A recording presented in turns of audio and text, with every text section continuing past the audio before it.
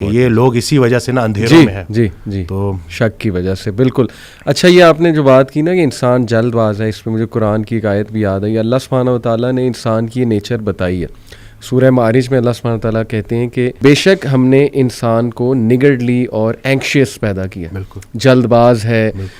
جب خیر آتی ہے تو آپے سے باہر ہو جاتا ہے, اور جب کوئی ڈیفیکلٹی آتی ہے تب پینک ہو جاتا ہے. الا المصلین ایکسیپٹ دوز ہو آفر صلاۃ. یعنی اللہ نے سلوشن بھی ساتھ بتا دیا کہ نہیں, نماز تمہاری ان چیزوں کو چیک کرے گی. سجدہ کرو اللہ کے آگے, اور وہی آپ کی علی بات ہے کہ یقین.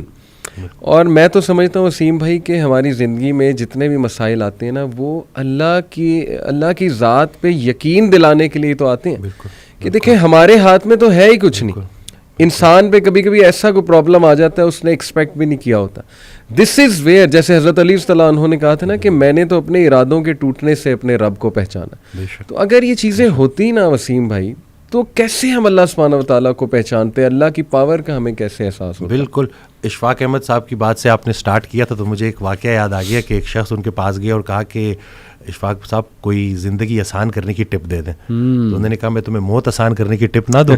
تو کہتے ہیں چلے وہی دے دیں. کہتے ہیں اگر تم اپنی موت آسان کرنا چاہتے ہو تو جاؤ کسی کی زندگی آسان کر دو. اللہ. تو جو اللہ کا کام کرنے والے ہوتے ہیں وہ گلہ نہیں کرتے, وہ شکر کرتے ہیں اور لوگوں کے کام آتے ہیں. وہ سارے کام جو ہے نا وہ اللہ پہ نہیں ڈالنے, اللہ کے بہت سارے کام ہیں جو ہم نے کرنے ہیں. اور دوسرا یہ کہ خواہشات, یہ جو دنیاوی خواہشات ہیں, یہ جو فانی چیزوں کی محبت ہے, آپ کو جیتے جی فانی کر دیتی ہیں. اور یہ جتنا کچھ بھی ہے نا, وہ ایک شعر ہے کہ تیرے سوا کروں پسند کیا تیری کائنات میں, دونوں جہاں کی نعمتیں قیمت بندگی نہیں.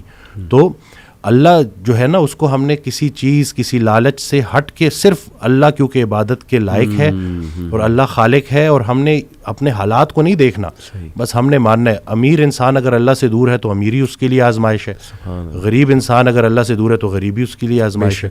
بلکہ وہ ایک آڈیو میں ارشاد فرماتے ہیں کہ جو غریب ہے نا وہ بھی غنی ہو سکتا ہے.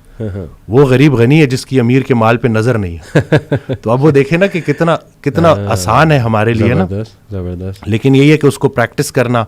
اور پھر یہی ہے کہ جو کامیابی کا ہم نے جو ایک معیار رکھ دیا ہے وہ صرف یہی ہے کہ بینک بیلنس اور یہی سب کچھ. تو انسان بھی بیچارہ نا بڑے بڑے گھر بناتا ہے اور سوتا اسی ایک چھوٹی سی تنگ سی جگہ پہ ہے, بستر پہ, جتنی اس نے قبر میں سونا ہے. صحیح بات. اور یہ ہے کہ وہ حضرت کہتے ہیں کہ جو چیزیں تم نے اپنے مرنے کے بعد ویسی چھوڑ جانی اس کو اپنی زندگی میں کیوں نہ چھوڑ دو.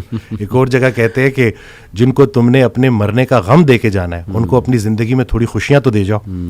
تو یہ جو ہے نا عمل, مصروف عمل ہونا ہے اور ارد گرد کے لوگوں کے کام آنا ہے.